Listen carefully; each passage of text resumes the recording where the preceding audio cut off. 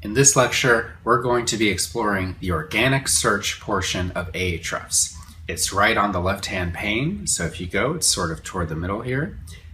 If you click Organic Keywords, this gives you a great list of the keywords that your target domain is ranking for. So here you see, okay, Ahrefs is ranking for Ahrefs.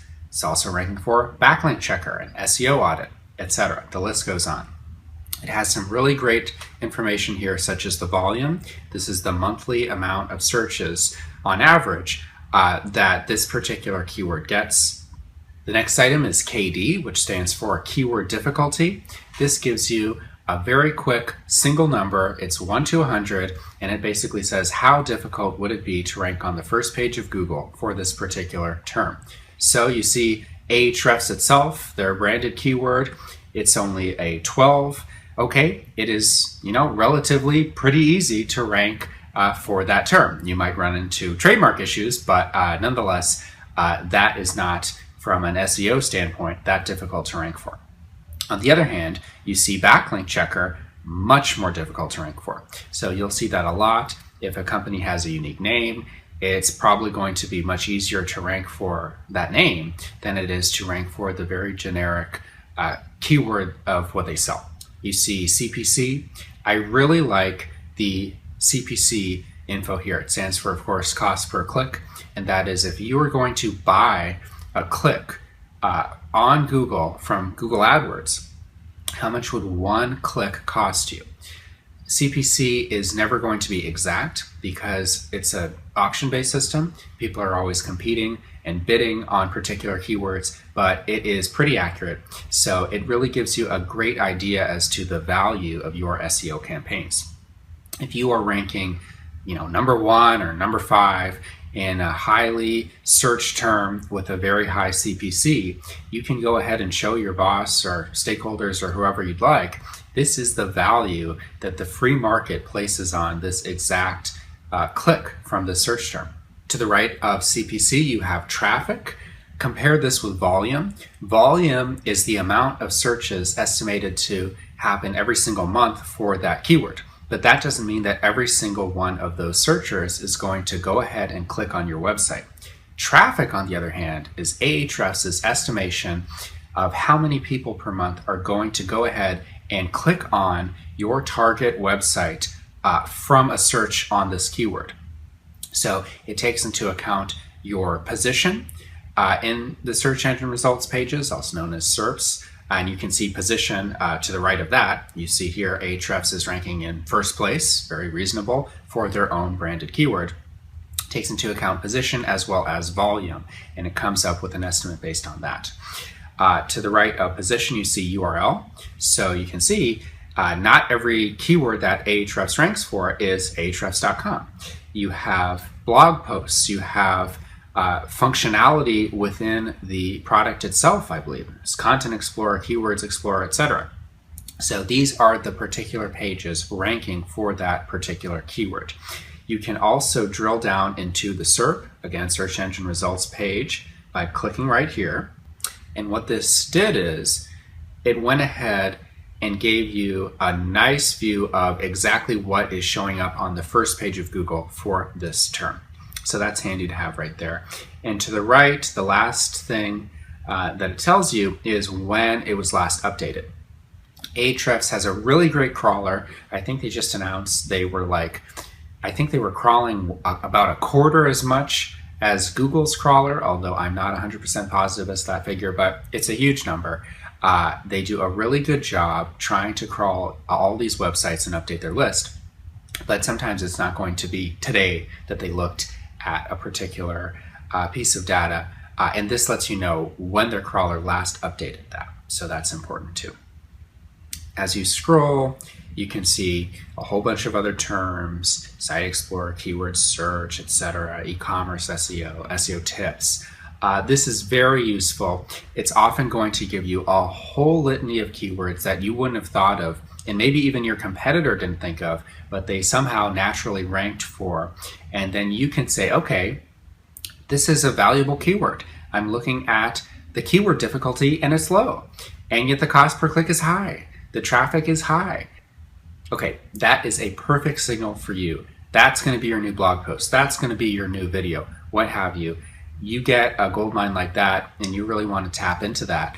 And you can see all of that information right here in the Keywords Explorer. There's plenty of other great stuff in the organic search portion of Ahrefs, so let's scroll up. So if you go to new, what this tells you is, have you seen upward mobility for keywords? It isn't necessarily that you were never in the index of Google. Maybe you were on page 10 before. That's not what new means, but it means, did you go to a different keyword group? So this is very helpful for monitoring both your own website and that of your competitors to see, are you increasing in the search engine results pages for keywords that you particularly want to target? And is your competitor? What can you do about that? You can see, group, position. This is particularly important because it's saying what exactly is new about it. What position did they come from and where do they go to, as well as volume in the particular URL that is linked to. If you go also in the organic search section, top pages is very cool. If you click that, what you're going to see is basically the most important pages of your target domain as determined by search traffic. So you can see in our example, Ahrefs.com has by far more traffic and more keywords that it's ranking for than any other term that Ahrefs ranks for. However, the next one, Ahrefs.com/Site Explorer, it ranks for a pretty good 82 separate keywords, and that one page alone brings in an estimated 573 people each month. So if you look at their top keyword, you can see here, okay, for this third one, HTTP versus HTTPS. That, unsurprisingly, corresponds with, it looks like a blog post on that exact subject. This is very cool because you can say, okay, my competitor, I'm a New York pizzeria, and my competitor, New York Pizzeria, has this really cool post about the 10 best types of pizza cheese, what have you. Maybe that's delivering hundreds of people per month. When you see that in the top pages, that is a huge green light that you might want to do similar content. Maybe you want to have the 20 best cheeses. Maybe you want to interview chefs. Whatever it takes, you can replicate their success similarly. It should also give you totally new ideas that are inspired by what they're doing. So maybe you want to do something about the best crust or what have you. Don't just look at the top, scroll down, really dig into this because there can be some diamonds in the rough and maybe your competitor is ranking for something that they didn't really care about that you can really expand on and do a much better job. Another really cool thing to do is don't limit yourself to just your geographic area. So if you're a New York pizzeria, go ahead and type in London pizzeria. Go ahead and type Chicago pizzeria. Really go down that list. Go to Google itself, see who is ranking, type in Chicago pizzeria, say, okay, this person is the #1 result. I'm going to pop them into Ahrefs and let's see what content is performing well for them. Let's see what type of backlinks they have. Don't limit yourself. Ahrefs is super powerful and you can really explore a lot of not just your direct competitors, but anyone in a similar field.